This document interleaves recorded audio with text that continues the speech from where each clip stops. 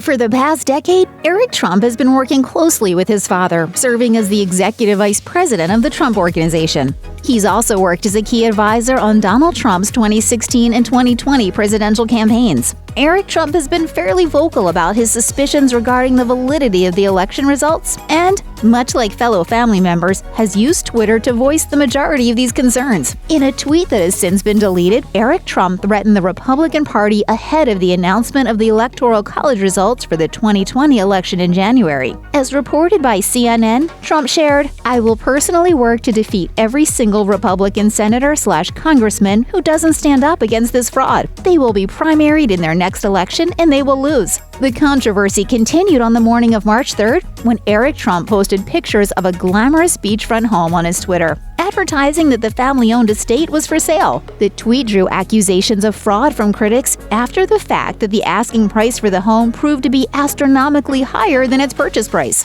The blowback only seemed to fuel his Twitter tirade because later that day, Trump stirred the political pot again with a tweet that involved current President Joe Biden. In a tweet posted later that night, Eric Trump's latest accusation blames President Joe Biden for the current price of gas, sharing, "Gas prices are going through the roof. Thanks, Joe Biden." He then responded in the thread with a picture of a gas pump with the price of $5.59 per gallon, and the comment, "An absolute disgrace. It's that extra tenth that gets you every time." It's not clear where Trump found these gas prices. Moreover, several Twitter responses to Eric Trump's tweet allege that the photo itself is fake, pointing out that there's no evidence of gas prices this high anywhere in the country at the time the tweet went live. It is worth noting that in Florida, there are some infamous gas stations that notoriously gouge customers with prices double the national average, including close to Orlando International Airport. Many Twitter users were quick to disprove Trump's claim that higher gas prices are linked to Biden's presidency.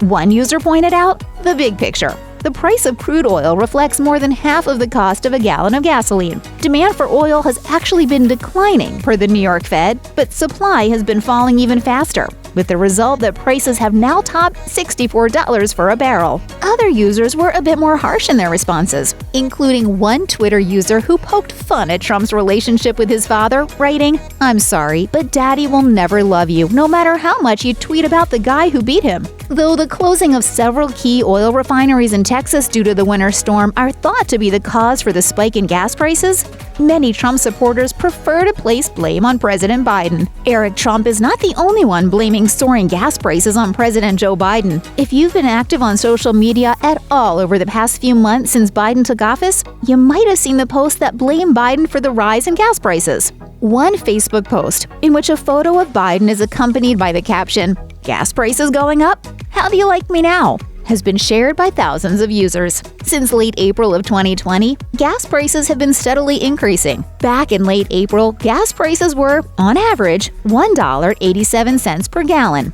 In late February of 2021, the price rose to an average of $2.72 per gallon, according to the U.S. Energy Information Administration. Though gas prices have increased by 10% since Biden took office in January, the vast majority of the increase took place while Trump was still in office, according to the Poynter Institute's PolitiFact. As Patrick D. Hahn, an analyst for GasBuddy, told the Miami Herald, economic struggles as a result of the coronavirus pandemic and the rising prices of crude oil are mostly to blame for soaring gas prices, not Biden's administration. Dehan told the Miami Herald, "The market is going up due to COVID. Oil's plummet last year and the corresponding crash in demand that's now recovering is the major factor, not regulations.